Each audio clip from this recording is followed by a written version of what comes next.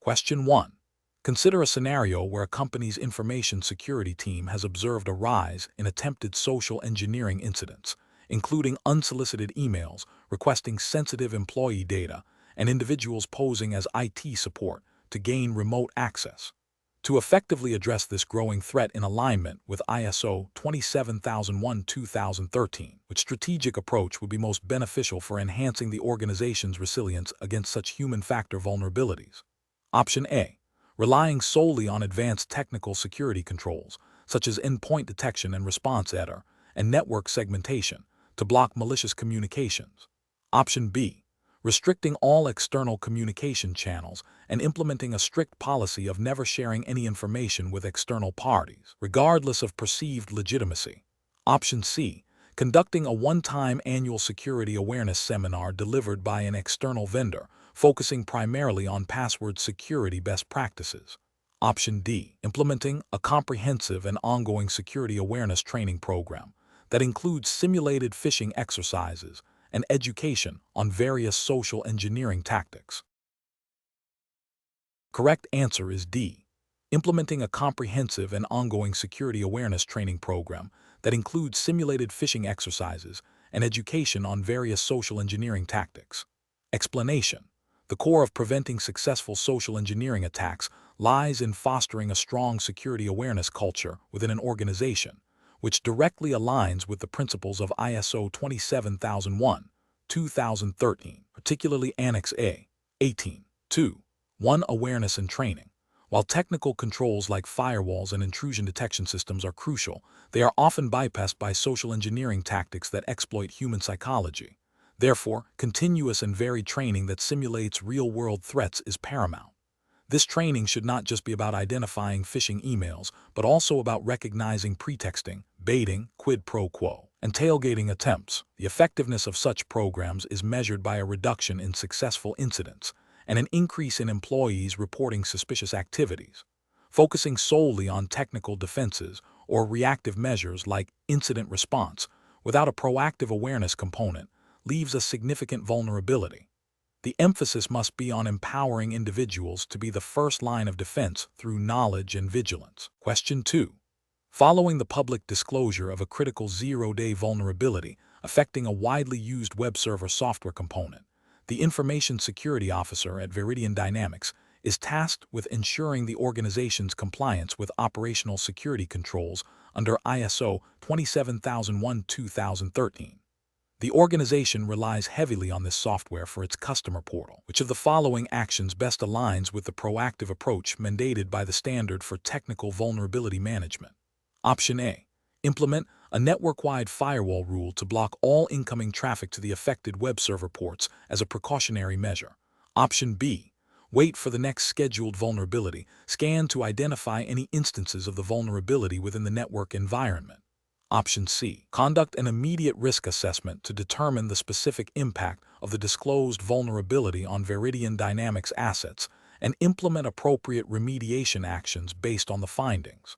Option D. Develop and deploy a custom intrusion detection system signature to detect and alert on any exploitation attempts of the new vulnerability. The correct answer is C. Conduct an immediate risk assessment to determine the specific impact of the disclosed vulnerability on Veridian Dynamics assets and implement appropriate remediation actions based on the findings. Explanation. The core principle being tested here is the proactive approach to managing vulnerabilities in an information security management system, specifically within the context of ISO 27001-2013 operational security controls. Technical vulnerability management, as outlined in A. 12.6.1, requires an organization to obtain information about technical vulnerabilities from relevant sources, identify information processing facilities with such vulnerabilities, and assess the risk associated with those vulnerabilities, taking into account the need for remedial action. This process is continuous and aims to prevent exploitation. The scenario describes a situation where a new vulnerability is publicly disclosed, and the organization's security team needs to act. The most effective and compliant action, according to the standard, is to assess the potential impact of this specific vulnerability on the organization's assets and then implement appropriate controls, which might include patching, configuration changes, or compensating controls based on that risk assessment. Simply waiting for an automated scan to detect it later is reactive and less effective. Developing a new detection signature is a part of the remediation process, but not the immediate, comprehensive first step. Implementing a universal blocking rule without assessing its specific impact could disrupt legitimate operations. Therefore, a risk-based assessment of the disclosed vulnerability impact on the organization's specific environment is the foundational step for informed decision-making and effective control implementation. Question 3. When establishing the scope of an information security management system, ISMS, in accordance with ISO 27001:2013, a critical preliminary step involves understanding the broader ecosystem within which the organization operates. Consider an international logistics company that handles sensitive client data and operates across multiple jurisdictions with varying data protection laws, such as the General Data Protection Regulation, GDPR, in Europe and the California Consumer Privacy Act, CCPA, in the United States. Which of the following actions most accurately reflects the organization's obligation to determine relevant interested parties and their requirements as stipulated by Clause 4.2 of the standard? Option A. Conducting an internal audit of existing security policies to identify any gaps, documenting all employee feedback on current security measures, and creating a comprehensive list of all software vendors used by the organization. Option B. Relying solely on the organization's current risk assessment framework to infer the needs of interested parties, assuming that all regulatory requirements are automatically met if the organization has a general compliance policy in place. Option C. Focusing exclusively on the explicit requirements stated in customer contracts, disregarding any implicit expectations or legal obligations not directly mentioned in those agreements, and prioritizing only the needs of the most financially significant clients. Option D. Proactively engaging with key clients to understand their contractual data protection clauses, consulting legal counsel to interpret applicable data privacy regulations in all operating regions, and reviewing industry best practices for information security in the logistics sector to identify potential stakeholder needs. The correct answer is D. Proactively engaging with key clients to understand their contractual data protection clauses, consulting legal counsel to interpret applicable data privacy regulations in all operating regions, and reviewing industry best practices for information security in the logistics sector to identify potential stakeholder needs. Explanation: the fundamental requirement for identifying interested parties and their needs and expectations within an information security management system, ISMS, under ISO 27001:2013 is established in Clause 4.2. This clause mandates that the organization shall determine A. the interested parties that are relevant to the ISMS, and B. the requirements of these interested parties that have become relevant requirements through the organization's policies and objectives for the ISMS. The process involves identifying all entities that can be affected by, or perceive themselves to be affected by the organization's information security. This includes internal stakeholders like employees and management, as well as external stakeholders such as customers, suppliers, regulators, and even the public. Once identified, their specific needs and expectations related to information security must be ascertained. These expectations are not merely suggestions. They become binding requirements for the ISMS if they are incorporated into the organization's ISMS policies or objectives. For instance, customers' expectation for data confidentiality might translate into a specific security control requirement if the organization commits to meeting that expectation in its ISMS.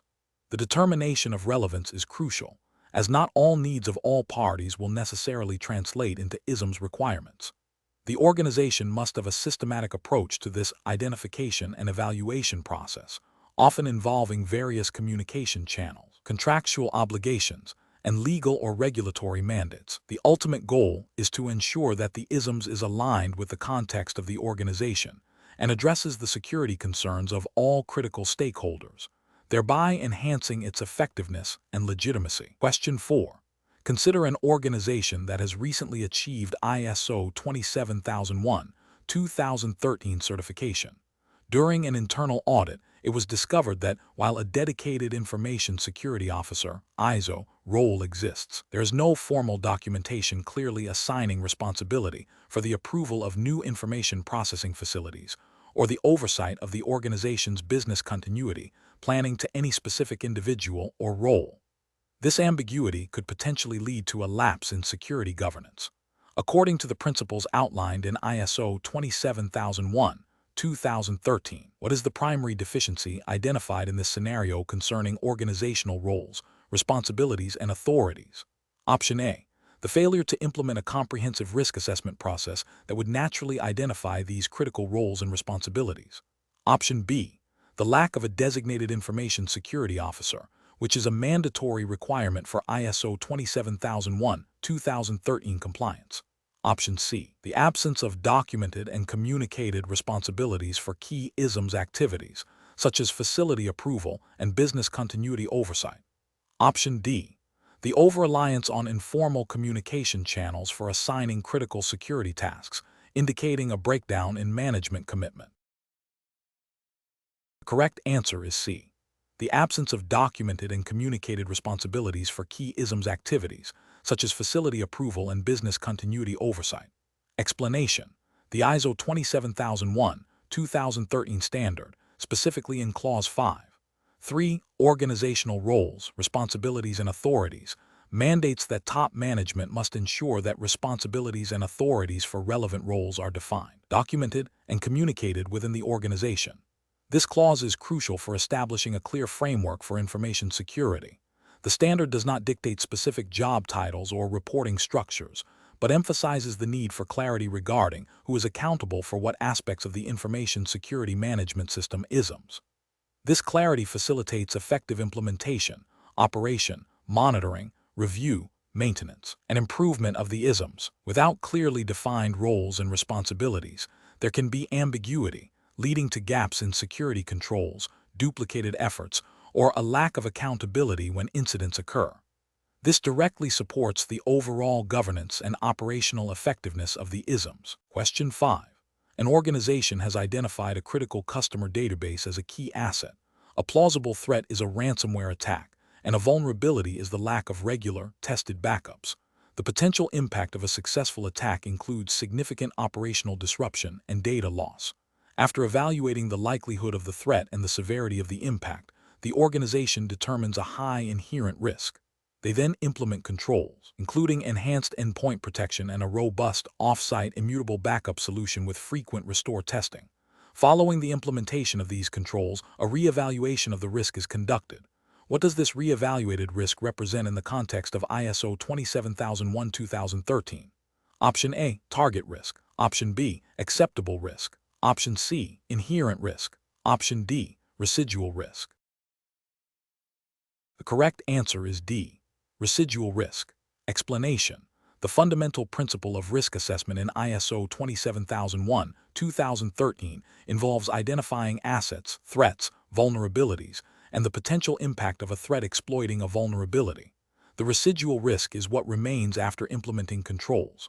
While specific numerical calculations are not mandated for risk assessment in the standard, the conceptual understanding of how impact and likelihood combine to determine risk level is crucial.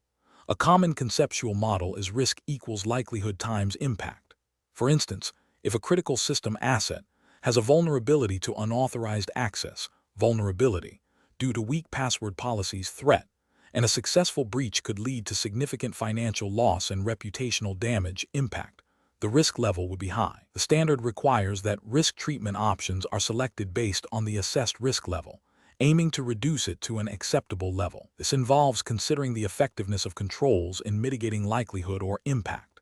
The selection of appropriate controls is guided by Annex O of the standard, but the decision-making process is driven by the risk assessment outcome. Therefore, understanding the interplay between likelihood, impact, and the residual risk after control implementation is key. The question tests the understanding that the residual risk is the outcome of the risk treatment process, reflecting the effectiveness of applied controls in reducing the initial risk. It's not about calculating a specific number, but about comprehending the risk management lifecycle and the role of controls in shaping the final risk posture. Question 6. A severe cyber attack has rendered a company's primary data center inoperable, halting all critical customer-facing services. The organization has a comprehensive ISO 27001-2013 compliant information security management system.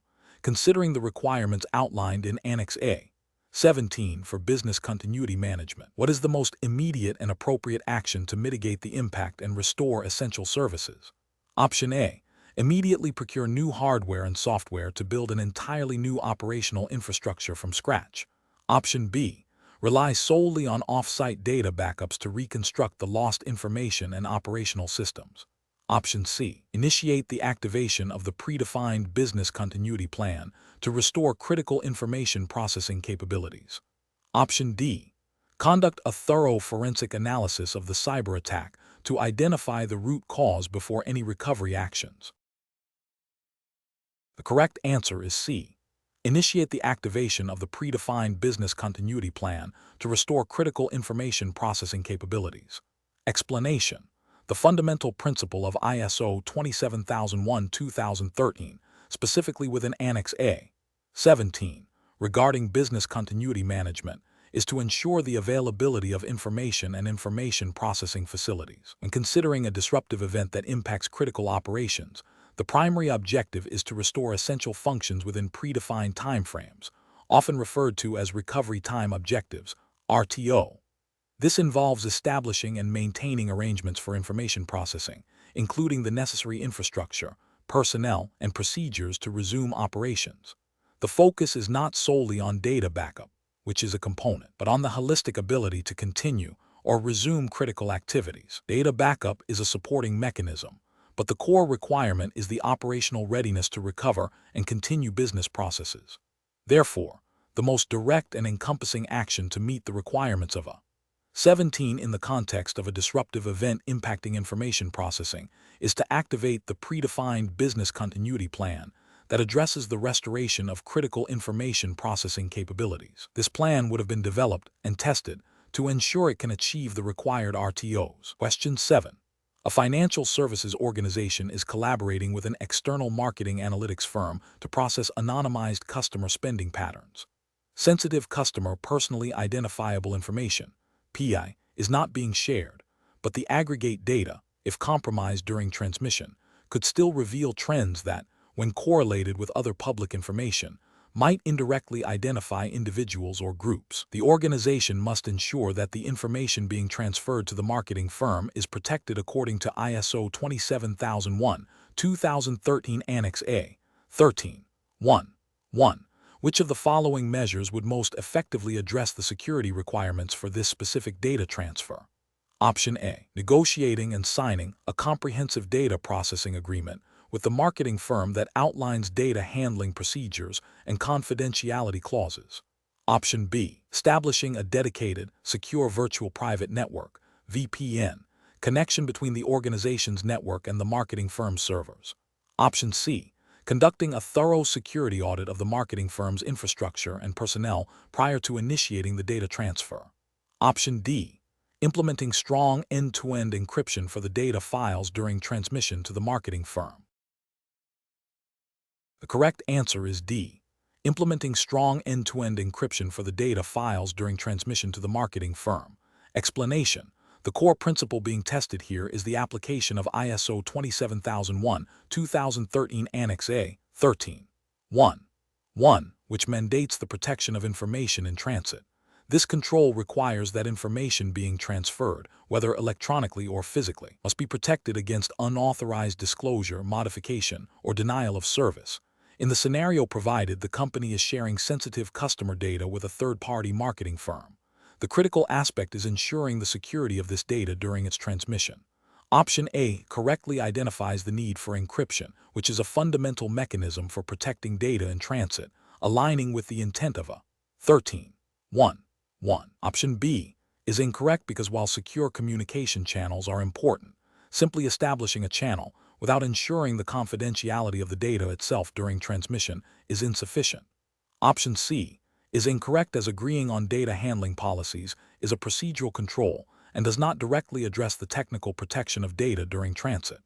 Option D is incorrect because while an audit of the third party's security practices is a good practice, it is a retrospective measure and does not provide immediate protection for the data being transmitted.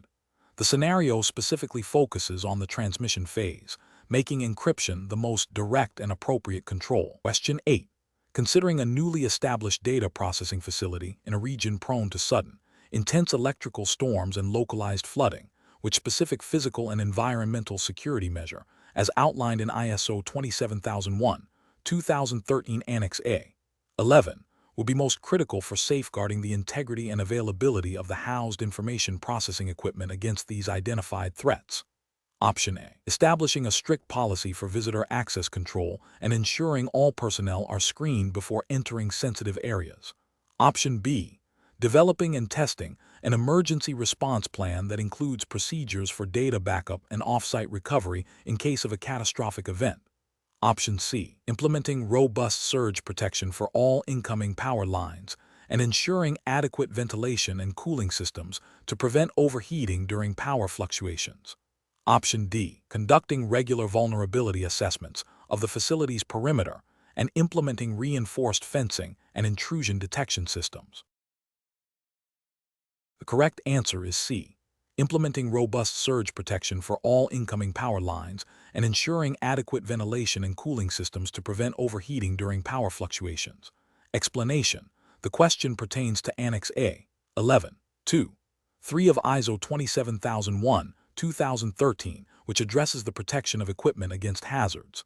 This control requires appropriate protection against physical and environmental threats. In the context of a data center, common environmental hazards include fire, water damage, and extreme temperature fluctuations.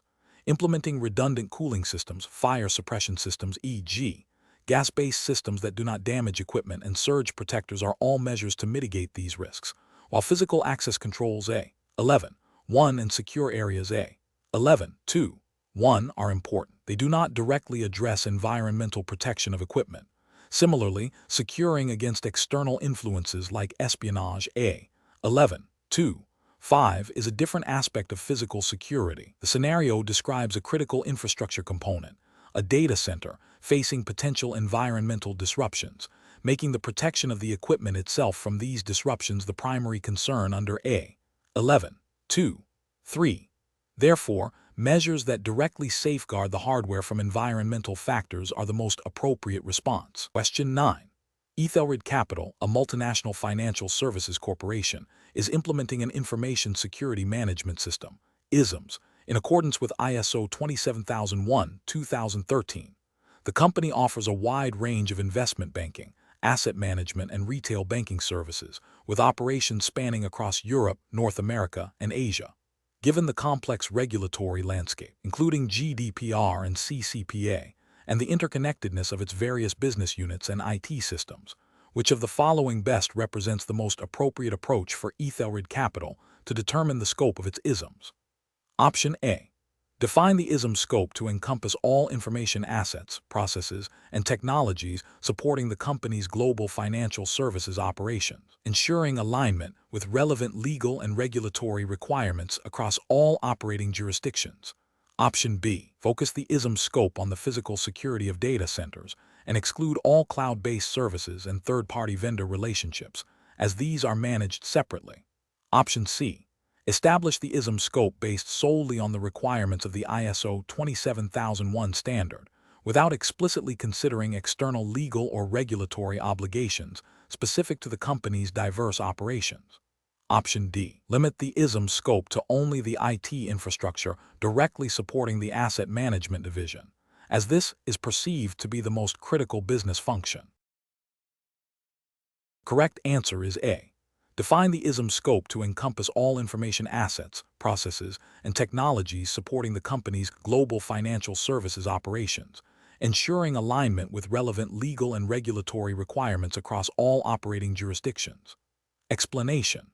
The determination of the scope of an information security management system, ISMS, is a foundational step in establishing an effective framework. ISO 27001, 2013, specifically in Clause 4.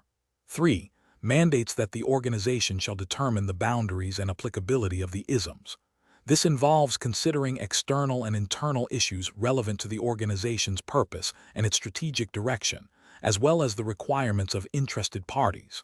Furthermore, the interfaces and dependencies between activities performed by the organization and those performed by other organizations must be identified and taken into account. For a global financial services firm like Ethelred Capital, which operates across multiple jurisdictions and offers diverse financial products, defining the scope requires careful consideration of regulatory compliance obligations, such as the General Data Protection Regulation, GDPR in Europe, and the California Consumer Privacy Act, CCPA, in the United States, which impose specific data protection requirements on personal data processed by the organization.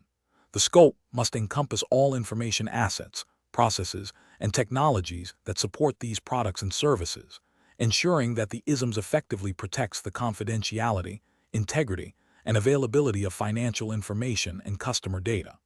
This includes not only the core trading platforms, but also customer relationship management systems, data analytics tools, and any third-party services that handle sensitive information. A comprehensive scope ensures that the ISMS addresses all relevant risks and compliance obligations across the entire organization's operations. Question 10.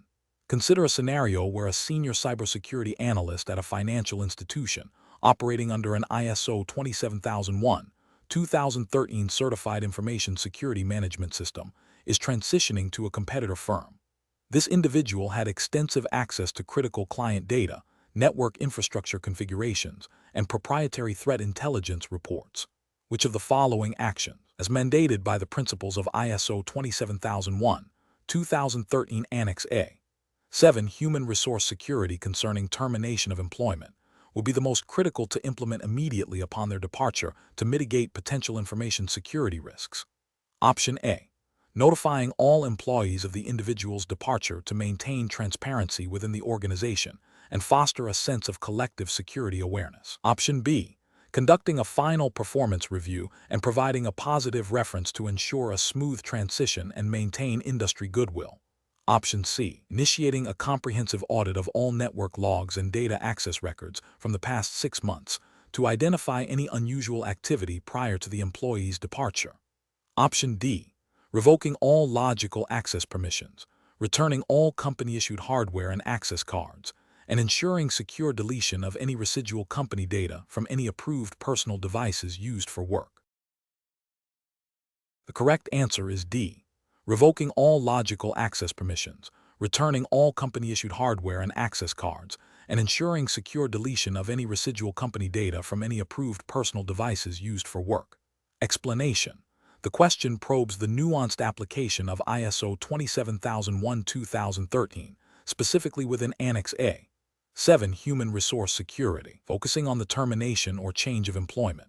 The core principle here is ensuring that upon an individual's departure or reassignment, their access to information and information processing facilities is appropriately revoked or modified to prevent unauthorized disclosure, modification, or destruction of sensitive data. This aligns with the objective of a 7.1.2, which mandates that information security responsibilities are defined and allocated, and a 7.2.3, which addresses the termination or change of employment. When an employee leaves, the organization must ensure that all access rights, physical keys, passwords, and other credentials are returned or invalidated. Furthermore, any data stored on personal devices that were used for work purposes, if permitted, must be securely deleted or transferred. The process should also include a review of the employee's past access to identify any anomalies or potential security breaches that may have occurred during their tenure. This comprehensive approach safeguards information assets against insider threats that can arise from departing personnel.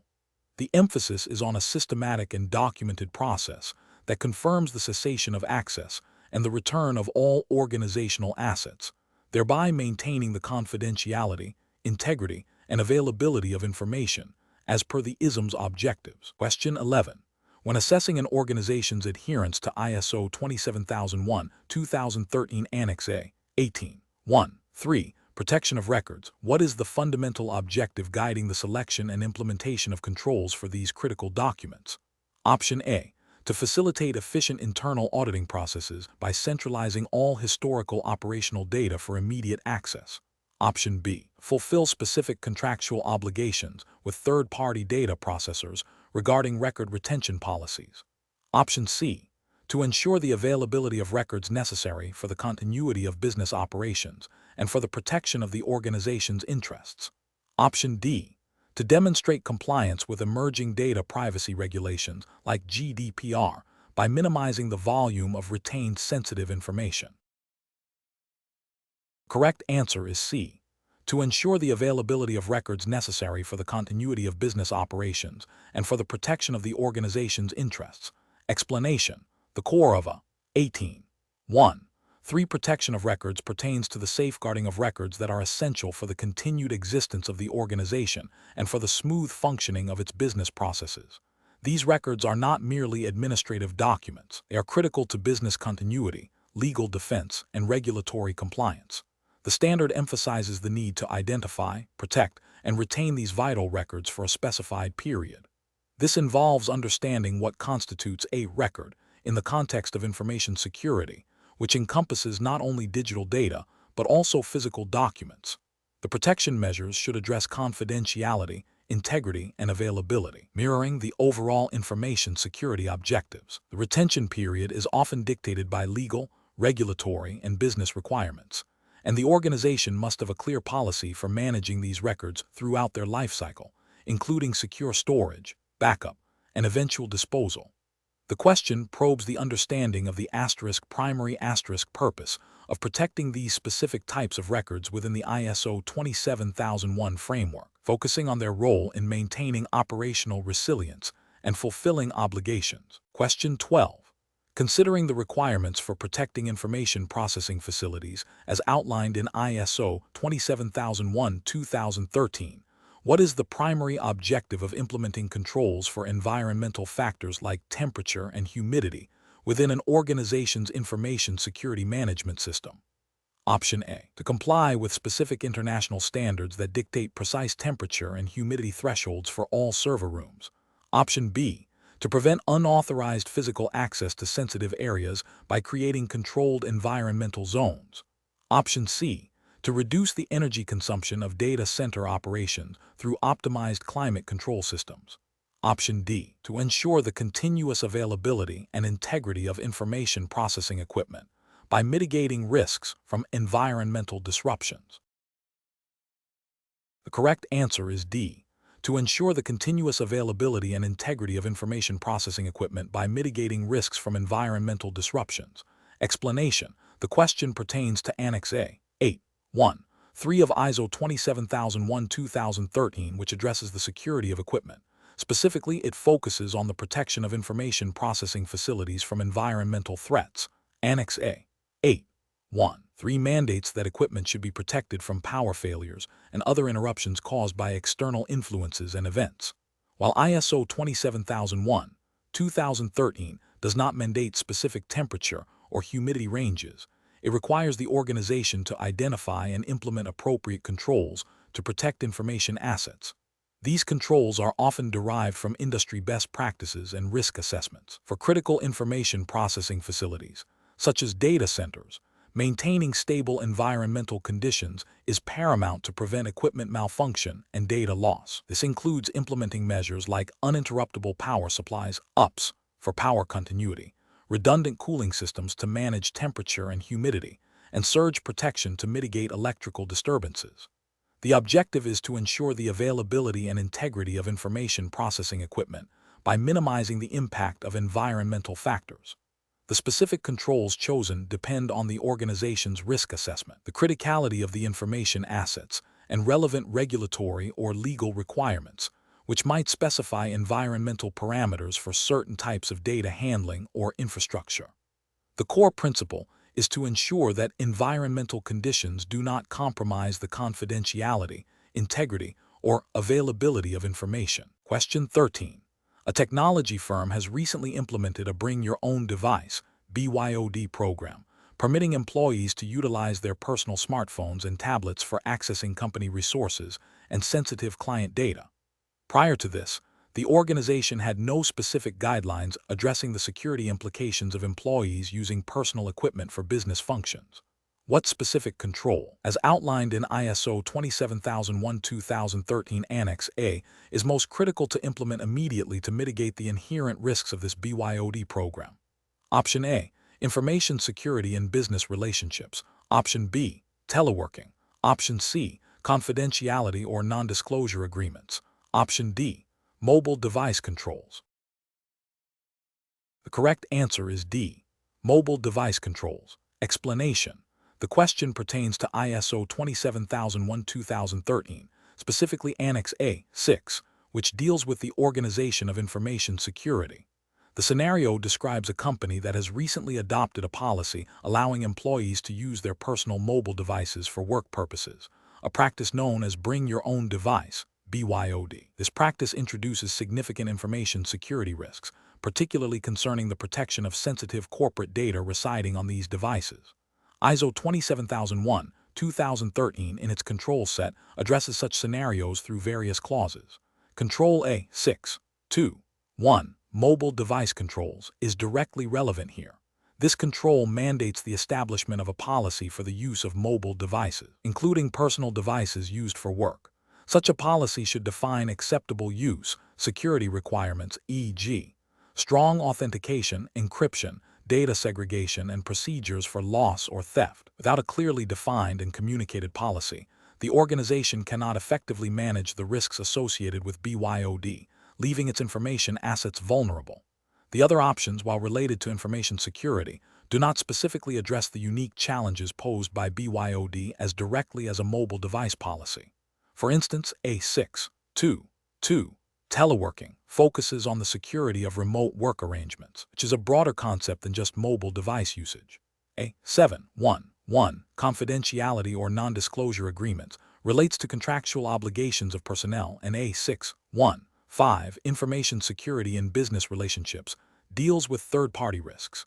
Therefore, the most appropriate control to implement in this situation to manage the risks arising from BYOD is a comprehensive mobile device policy. Question 14.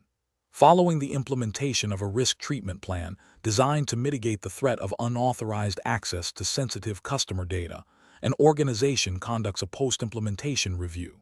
The review indicates that the number of successful unauthorized access attempts has decreased by 85% compared to the pre-treatment period. However, the cost of maintaining the new security controls has increased operational expenditure by 20% annually, and a recent internal audit revealed that one of the new controls is experiencing intermittent failures, potentially creating a new, albeit low likelihood, vulnerability. Considering the principles of ISO 27001-2013 for information security risk management, what is the most crucial factor to assess when determining the overall success of this risk treatment plan? Option A, the percentage decrease in successful unauthorized access attempts, prioritizing this metric over all other considerations. Option B, the absolute reduction in the number of security incidents, irrespective of the cost or the reliability of the new controls. Option C, the cost savings achieved by implementing the new controls, even if residual risk remains high or new vulnerabilities are introduced. Option D, confirmation that the residual risk level is within the organization's defined risk acceptance criteria and that the implemented controls are operating effectively and sustainably. The correct answer is D, confirmation that the residual risk level is within the organization's defined risk acceptance criteria and that the implemented controls are operating effectively and sustainably. Explanation. The review of risk treatment plans is a critical component of an effective information security management system, ISMS, as defined by ISO 27001-2013.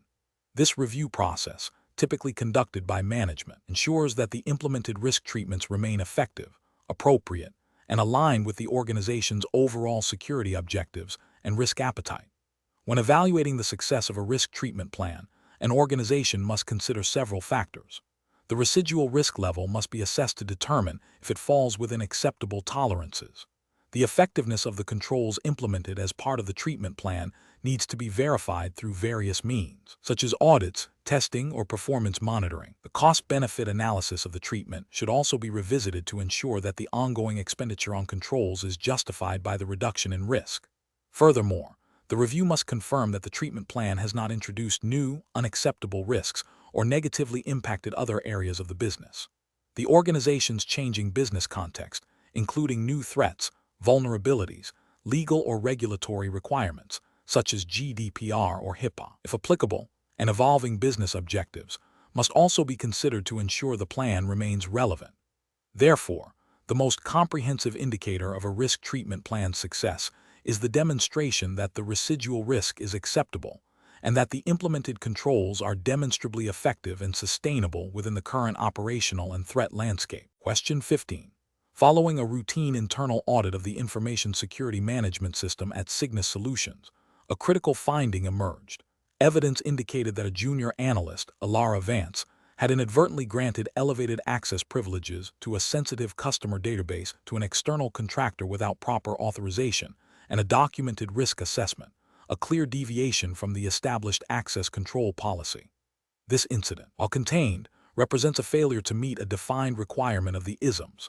What is the immediate and most appropriate next step for Cygnus Solutions Information Security Team to undertake in accordance with ISO 27001:2013 principles? Option A. Schedule an enhanced security awareness training session for all personnel involved in access management.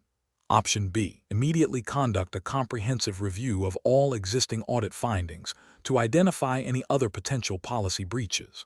Option C. Initiate the formal corrective action process to address the identified nonconformity, including root cause analysis and implementation of preventative measures. Option D. Document the incident in the ISMS incident log and await further policy review before taking any remedial steps. The correct answer is C. Initiate the formal corrective action process to address the identified nonconformity, including root cause analysis and implementation of preventative measures. Explanation: the ISO 27001:2013 standard, specifically in Clause 10.1, Nonconformity and Corrective Action, outlines the process for addressing nonconformities. A nonconformity is a failure to meet a requirement of the Information Security Management System, ISMS. When a nonconformity is identified, the organization must take action to control and correct it. This involves evaluating the need for action to eliminate the causes of the nonconformity so that it does not recur or occur elsewhere. The standard mandates that the organization shall review the results of any previous corrective action and determine if new nonconformities have arisen. Furthermore, it requires the organization to keep documented information of the nature of nonconformities and any subsequent actions taken, and the results of any such actions. The goal is to prevent recurrence and improve the ISMS. Therefore, the most appropriate immediate action upon identifying a nonconformity in the ISMS, such as a lapse in access control procedures leading to unauthorized data access, is to initiate the corrective action process as defined in the standard. This process includes investigating the root cause, implementing controls to prevent recurrence, and documenting the entire activity. Simply reporting the incident without initiating corrective action would not fulfill the requirements of Clause 10.1. Reviewing audit findings is a part of identifying nonconformities, but the question asks about the action taken after a nonconformity is identified. Enhancing security awareness training is a potential corrective action, but it's a specific measure, not the overarching process that must be initiated. Question 16. Consider an organization that has drafted a comprehensive document outlining its information security principles, controls, and responsibilities. This document has been reviewed by the IT security team and legal counsel, and it addresses various aspects of data protection relevant to the General Data Protection Regulation, GDPR. However, it has not yet been formally signed off by the Executive Board, nor has it been communicated to all employees or made accessible on the company intranet. Based on the requirements of ISO 27001:2013, what is the most critical step missing for this document to effectively support the establishment of an information security management system? Option A. Obtaining formal approval from top management and communicating the policy throughout the organization. Option B. Establishing key performance indicators to measure the policy's adherence and effectiveness. Option C. Developing a set of detailed operational procedures to implement the policy's directives. Option D. Conducting a detailed risk assessment to identify specific threats and vulnerabilities relevant to the policy. Correct answer is A. Obtaining formal approval from top management and communicating the policy throughout the organization. Explanation. The Information Security Policy is the foundational document for an information security management system, ISMS, as per ISO 27001-2013. Clause 5.2. Information Security Policy mandates that top management shall establish an information security policy that is appropriate to the purpose of the organization. This policy serves as the overarching statement of intent and direction for information security. It must be communicated within the organization and made available to interested parties as appropriate. The policy should provide a framework for setting information security objectives and should be reviewed periodically to ensure its continued suitability.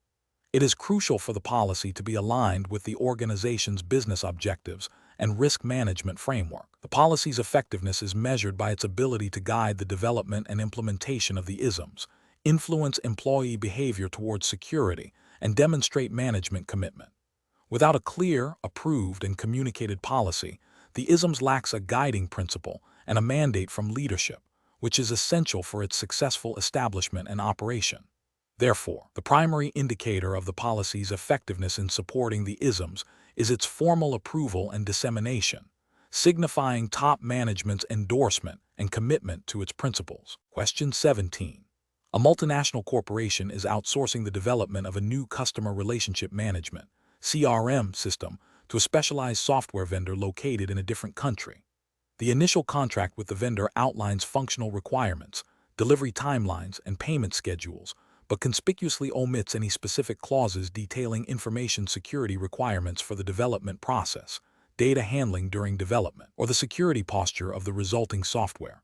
According to ISO 27001-2013, which of the following actions is the most critical and immediate step to ensure compliance with Annex A? 14. System acquisition, development, and maintenance, specifically regarding the security of this outsourced development project. Option A. Deploy an advanced intrusion detection system at the network perimeter of the organization's internal development environment used for integration testing. Option B. Conduct a mandatory information security awareness training for all employees involved in the CRM project, focusing on general data protection principles. Option C. Immediately amend the contract with the software vendor to include comprehensive information security requirements for the development lifecycle and data handling. Option D. Schedule a comprehensive penetration test of the CRM system only after its full deployment and integration into the production environment. The correct answer is C. Immediately amend the contract with the software vendor to include comprehensive information security requirements for the development lifecycle and data handling. Explanation. The core principle tested here is the application of ISO 27001-2013 Annex A. 14.2.1, which mandates that security requirements for information processing facilities, including those for development and support, must be defined, documented, and integrated into supplier service agreements. This clause emphasizes the need to ensure that when systems are acquired or developed, the security aspects are considered from the outset and contractually bound with any third-party providers involved in the system's lifecycle. The scenario describes a situation where a critical system is being outsourced for development, and the absence of explicit security clauses in the contract with the development partner is a direct violation of a 14.2.1. Without these clauses, the organization cannot legally enforce security controls or hold the supplier accountable for any security breaches or vulnerabilities introduced during development. Therefore, the most appropriate action to rectify this noncompliance and ensure the system's security from the development phase is to immediately amend the contract to include these essential security requirements. This aligns with the overall ISO 27001 objective of managing information security risks throughout the system lifecycle, including acquisition and development, and ensuring that third-party relationships do not introduce unacceptable risks. The other options, while potentially relevant to security in a broader sense, do not directly address the contractual deficiency identified in the development phase as required by A. 14.2. 1. Conducting a general security awareness training, B, is important but doesn't fix the contractual gap. Implementing a new firewall, C, is a technical control and doesn't address the contractual obligation for security requirements in outsourced development. Waiting for the system to be deployed and then performing a penetration test, D, is a reactive measure and fails to proactively embed security into the development process as stipulated by the standard. Question 18. An enterprise is contracting a specialized firm to develop a new customer relationship management (CRM) system. This system will handle sensitive customer data and integrate with existing financial platforms. Given the critical nature of the data and the integration points, what is the paramount consideration during the vendor selection and contracting phase to ensure the security of the CRM system, as per ISO 27001:2013, particularly concerning outsourced development? Option A. Requiring the vendor to provide a general cybersecurity awareness training certificate for their development team without specifying adherence to the organization's unique security policies. Option B. Focusing solely on the vendor's reputation for delivering projects on time and within budget, with security being a secondary concern addressed through post-development audits.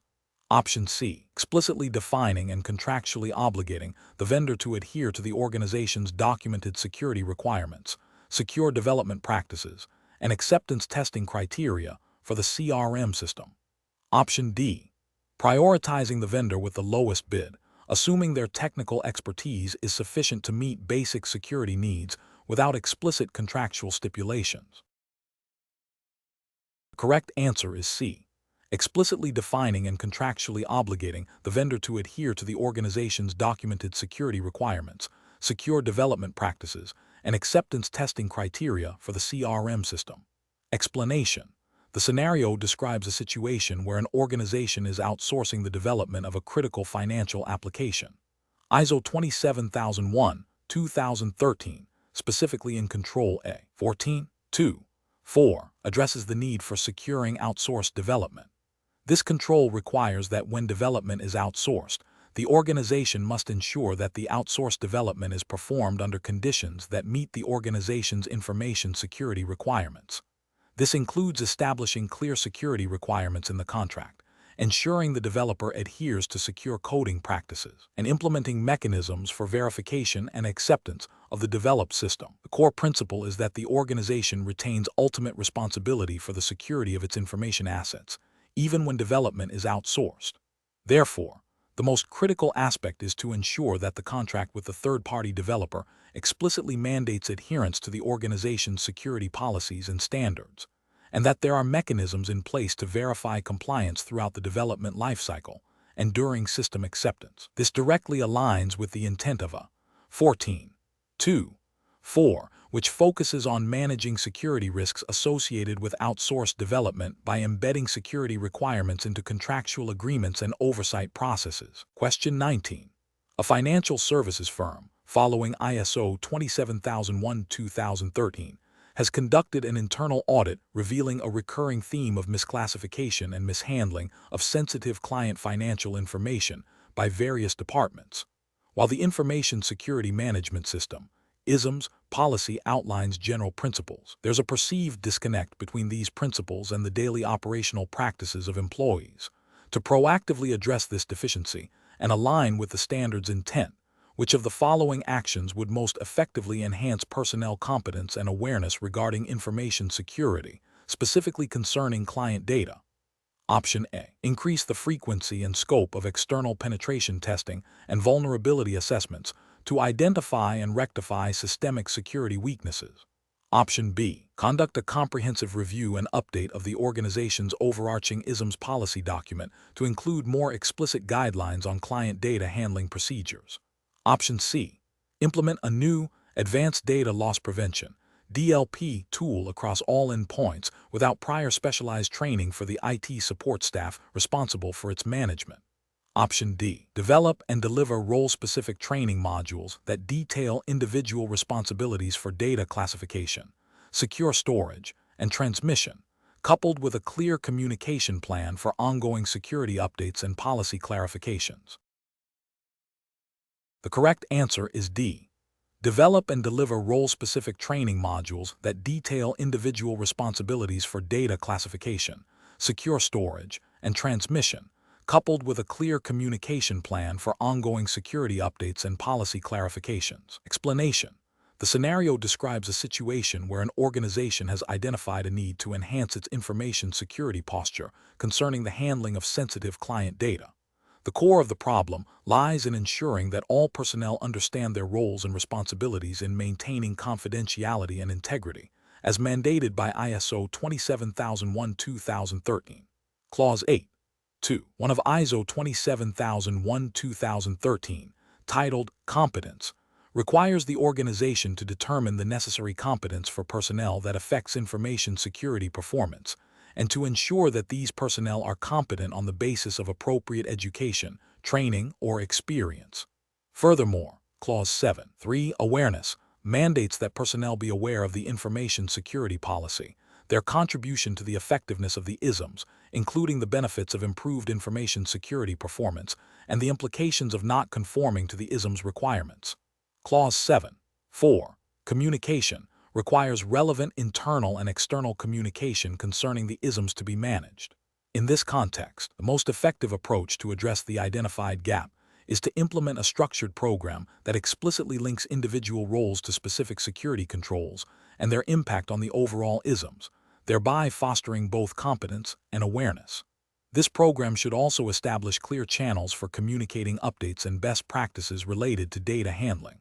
The other options, while potentially contributing to security, do not directly address the foundational requirement of ensuring personnel competence and awareness, as per the standard's explicit clauses. Merely updating the ISM's policy, option B, does not guarantee understanding or application. Focusing solely on external audits, option C, is reactive and does not proactively build internal capability. Implementing a new encryption standard without ensuring personnel are trained on its use and the rationale behind it, option D, might introduce new vulnerabilities if not properly managed.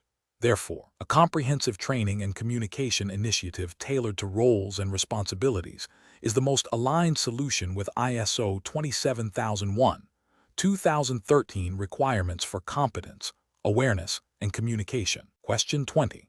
A financial services firm operating under strict data privacy regulations such as the General Data Protection Regulation, GDPR, has established an information security management system, ISMS, conforming to ISO 27001-2013. During a recent risk assessment, a significant vulnerability was identified. The legacy customer relationship management, CRM, system, which stores highly sensitive personal data, has administrative accounts that can be accessed using the same credentials as standard user accounts, with no additional verification for elevated privileges.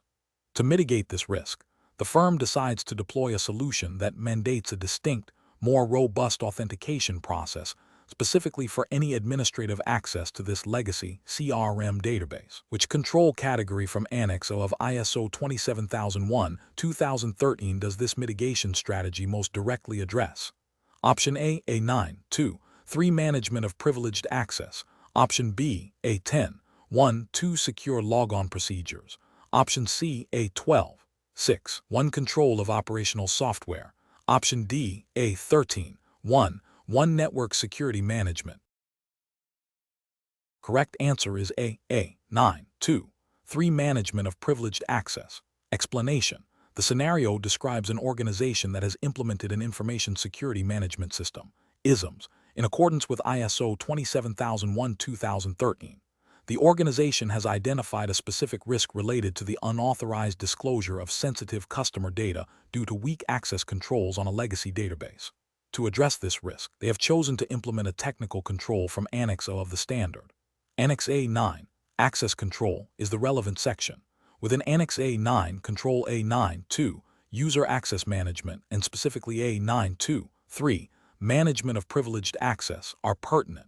This control focuses on restricting and controlling the use of privileged access rights.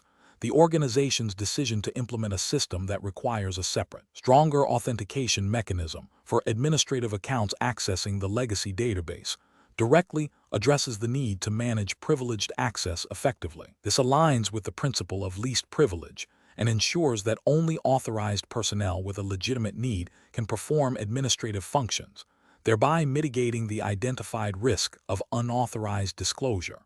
The chosen solution directly targets the management of access rights for individuals with elevated permissions. Question 21. When assessing the effectiveness of an information security awareness and training program implemented in accordance with ISO 27001-2013, which evaluation criterion would provide the most robust indication of the program's success in fostering a secure organizational culture and mitigating actual risks? Option A. A demonstrable reduction in the frequency and impact of specific security incidents related to human error, coupled with positive feedback on the practical applicability of training content. Option B. The number of security-related questions submitted by employees to the Information Security Department after training sessions. Option C. The organization's compliance score with general data protection regulations, as evidenced by external audit reports. Option D. The percentage of employees who have completed all mandatory online training modules within the stipulated deadlines. The correct answer is A. A demonstrable reduction in the frequency and impact of specific security incidents related to human error, coupled with positive feedback on the practical applicability of training content. Explanation. The effectiveness of an information security awareness and training program under ISO 27001-2013 is fundamentally linked to its ability to foster a security-conscious culture and impart practical, relevant knowledge. Clause 7. 2. Competence, and Clause 7. 3. Awareness of ISO 27001-2013 mandate that personnel performing work under the organization's control affecting information security shall be competent on the basis of appropriate education, training, or experience. Furthermore, Clause 7.3 specifically requires that relevant personnel shall be made aware of the information security policy, their role in contributing to the effectiveness of the ISMs, including the benefits of continually improving information security, and the implications of not conforming with the ISM's requirements. A program that only focuses on compliance metrics, such as completion rates of modules, without assessing actual behavioral changes or understanding of security principles in day-to-day tasks, fails to meet the spirit of these clauses. For instance, a scenario where employees can recite security policies but continue to exhibit risky behaviors like sharing passwords or falling for phishing attempts indicates a deficiency in the training's impact. The true measure of success lies in observable improvements in security practices and a reduction in security incidents directly attributable to enhanced awareness and competence. Therefore, evaluating the program based on its contribution to reducing specific types of security incidents, demonstrating improved adherence to security procedures in practical scenarios, and obtaining positive feedback on the relevance and clarity of the training content provides a more holistic and effective assessment than simply tracking completion rates. Question 22. A cybersecurity team at a financial institution preparing to launch a new online banking portal has completed an initial scan and identified several potential security weaknesses in the application's code and configuration. These vulnerabilities range from cross-site scripting (XSS) flaws to insecure direct object references. The organization is committed to adhering to ISO 27001-2013 standards, considering the Vulnerability Management Clause in Annex A. 12.6. 1. What is the most critical subsequent action the team should undertake to effectively manage these identified technical vulnerabilities before the portal's public release? Option A. Conduct a comprehensive risk assessment of each identified vulnerability to determine its potential impact and prioritize remediation efforts. Option B. Immediately deploy patches and security updates for all identified vulnerabilities, regardless of their severity or exploitability. Option C. Initiate a formal incident response process to document and track the discovery of these potential security gaps. Option D. Perform a detailed compliance audit against relevant financial regulations, such as the Gramm-Leach-Bliley Act, GLBA, to ensure adherence to legal requirements. The correct answer is A. Conduct a comprehensive risk assessment of each identified vulnerability to determine its potential impact and prioritize remediation efforts. Explanation. the core of vulnerability management within an ISO 27001-2013 framework, specifically addressing Annex A. 12. 6.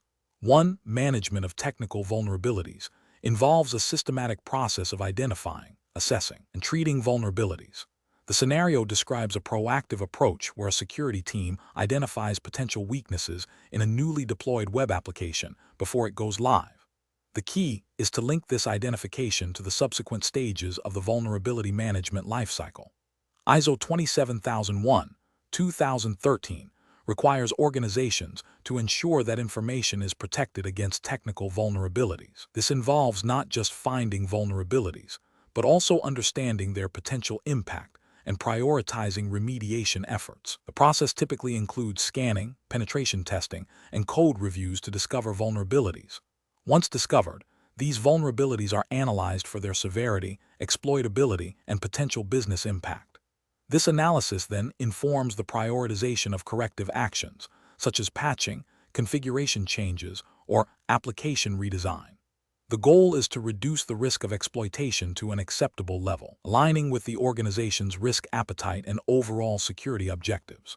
Therefore, the most appropriate next step after identifying vulnerabilities in a pre-production environment is to conduct a thorough risk assessment to understand the potential impact and guide the remediation strategy.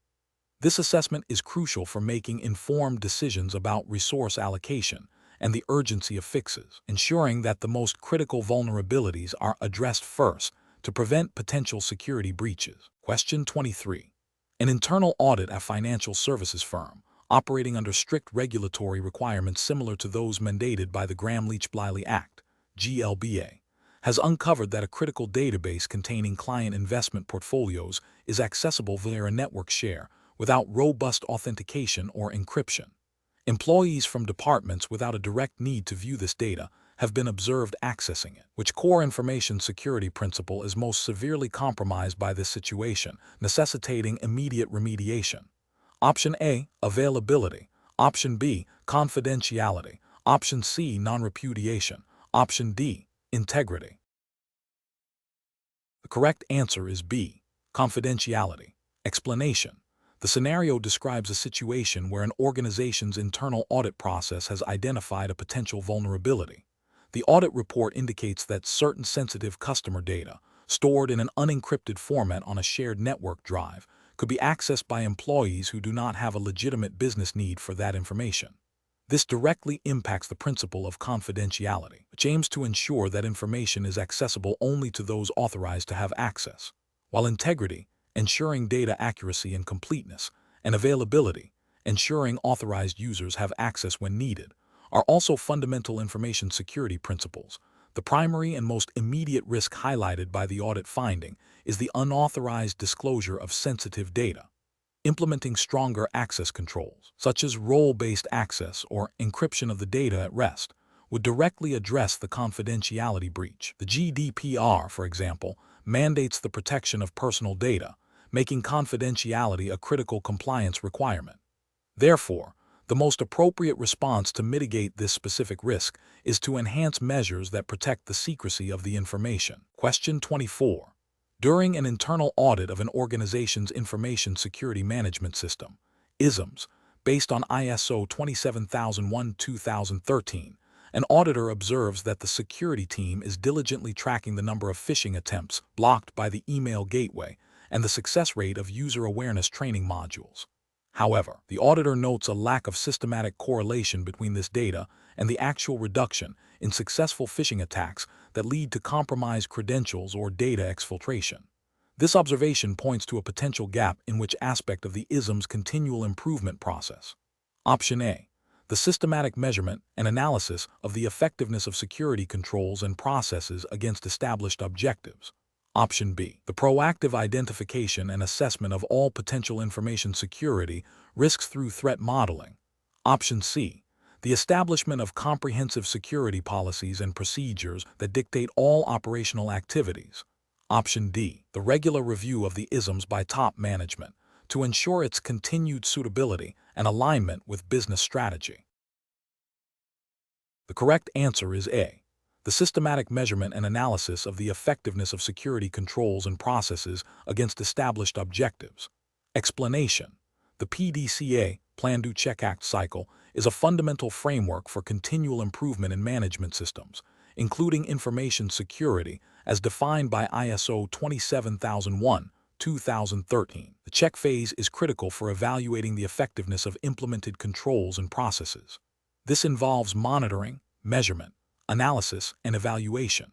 For instance, analyzing the trend of security incidents over a period, comparing the number of identified vulnerabilities against the rate of their remediation, or assessing the results of internal audits against planned objectives are all activities that fall within the check phase. The purpose is to identify deviations from planned outcomes and to gather data that will inform corrective actions in the act phase. Without a robust check phase, the organization cannot objectively determine if its information security measures are performing as intended or if they are contributing to the overall objectives of the Information Security Management System (ISMS).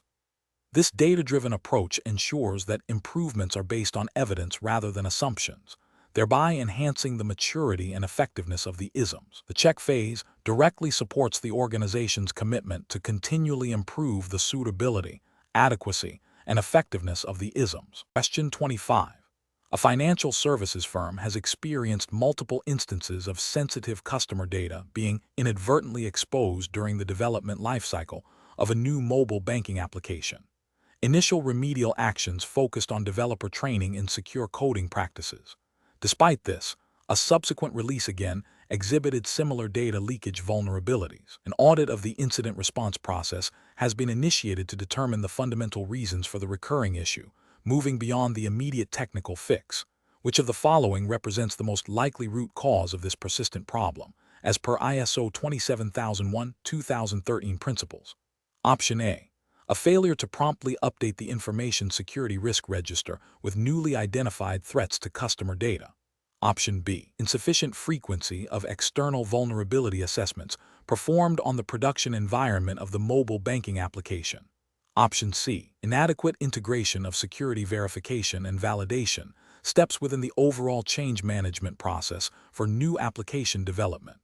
Option D: a lack of comprehensive awareness training for all personnel involved in the mobile banking application's infrastructure support. The correct answer is C. Inadequate integration of security verification and validation steps within the overall change management process for new application development. Explanation: the scenario describes a recurring issue with data leakage during the development of a new financial application. The initial investigation identified a lack of secure coding practices as a contributing factor. However, the problem persists. ISO 27001:2013, specifically Clause 8.2.3 Managing Changes, emphasizes that changes to systems, processes, or controls should be implemented in a controlled manner. A root cause analysis (RCA) aims to identify the fundamental reasons for a problem, not just the immediate symptoms. In this context, while insecure coding is a symptom, the underlying issue is likely related to the change management process itself, specifically how security requirements are integrated, tested, and verified before deployment. If the change management process does not adequately incorporate security reviews and testing for new development, then even if individual developers are trained, the system-level controls will fail. Therefore, focusing on the inadequacies within the change management process is crucial for a comprehensive RCA to prevent recurrence. Other options, while potentially relevant to information security, do not address the systemic failure implied by the recurring nature of the data leakage in the context of a new application development.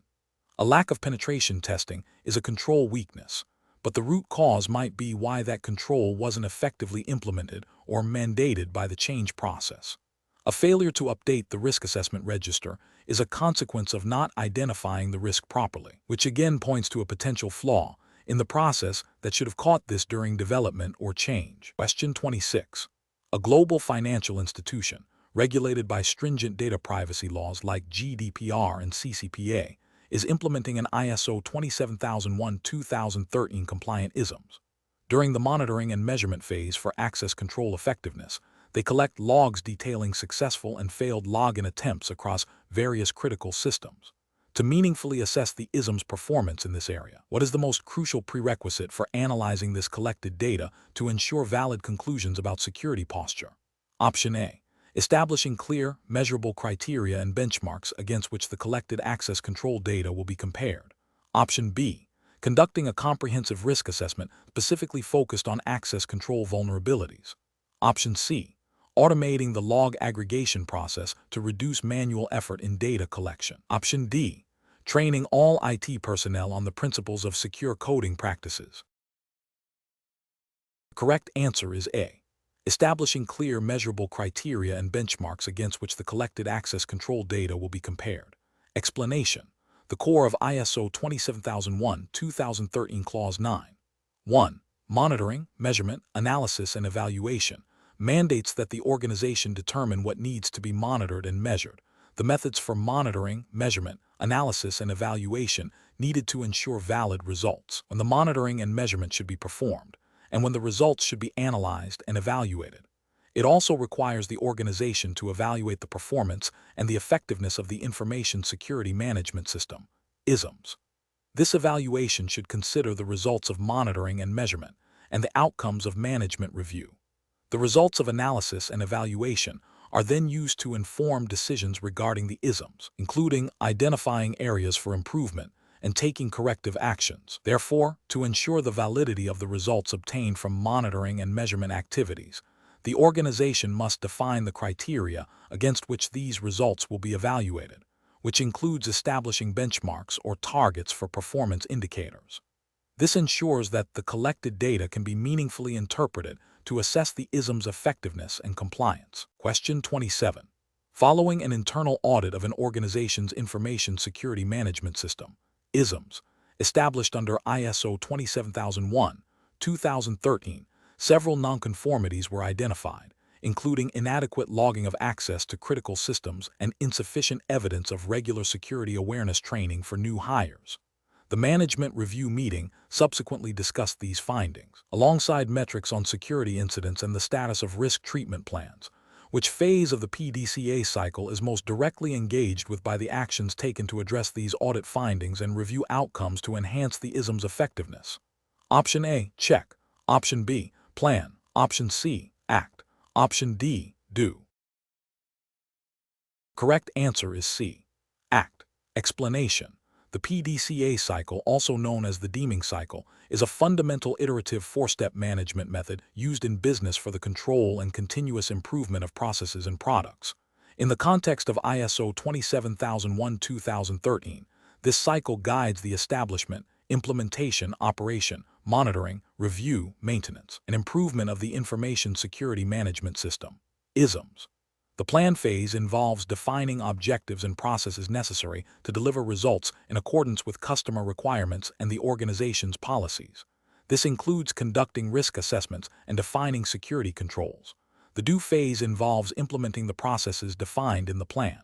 This is where the actual security controls are put into practice, training is conducted, and policies are enforced. The check phase is crucial for monitoring and measuring processes and products against policies, objectives, and requirements, and reporting the results. This involves internal audits, performance evaluations, and reviewing security incidents. The act phase is about taking actions to improve performance. Based on the results of the check phase, corrective and preventive actions are identified and implemented to address nonconformities and enhance the ISMS. Therefore, a review of internal audit findings and management review outcomes, which are components of the check phase, directly informs the necessary actions for improvement in the act phase, such as updating risk treatment plans or revising security policies. Question 28. An international technology firm, Innovate Solutions, which processes sensitive personal data of citizens from the European Union, the United States, and Japan, is undergoing an ISO 27001-2013 certification audit.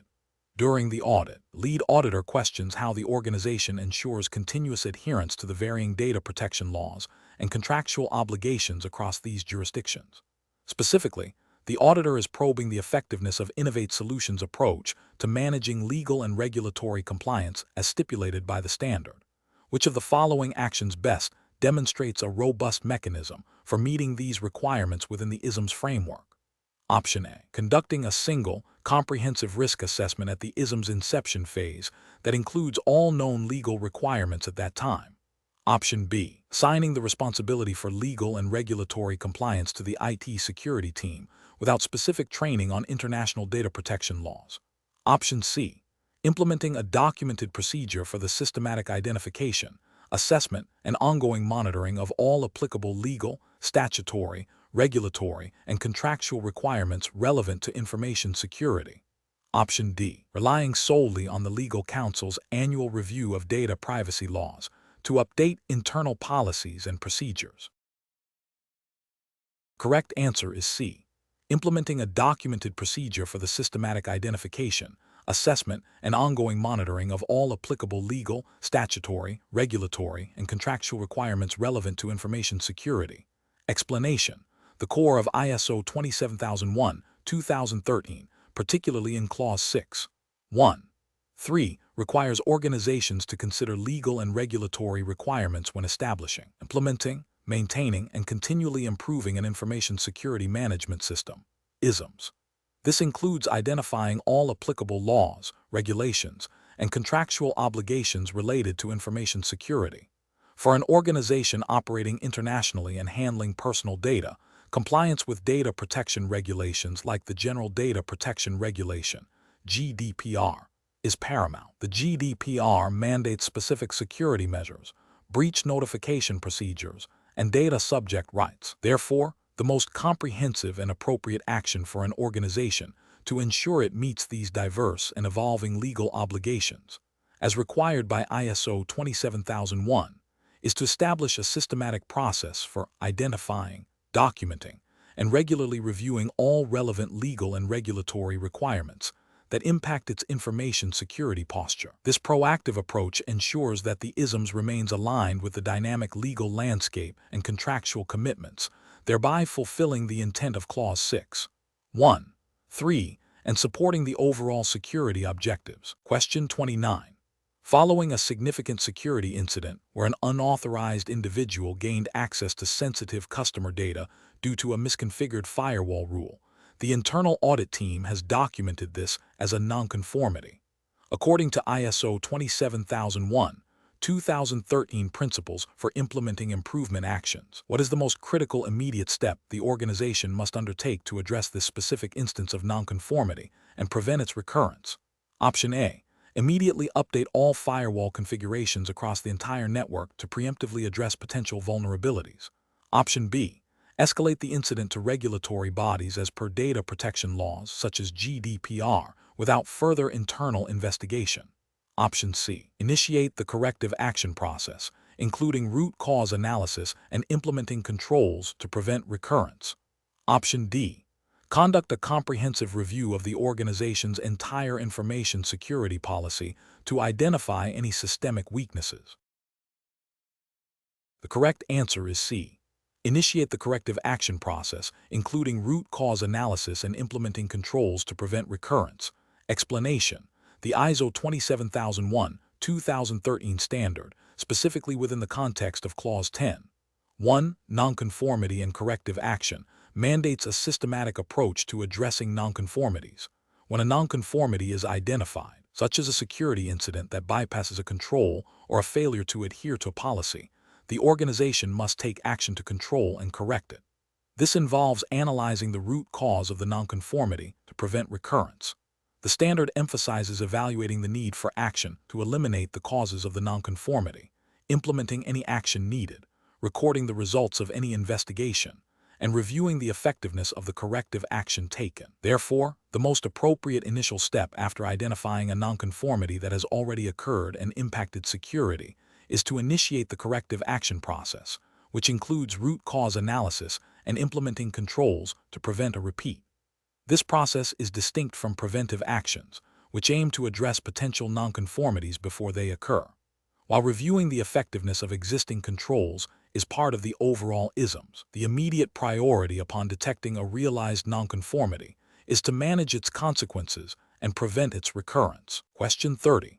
When evaluating the effectiveness of cryptographic controls implemented under ISO 27001:2013 Annex A.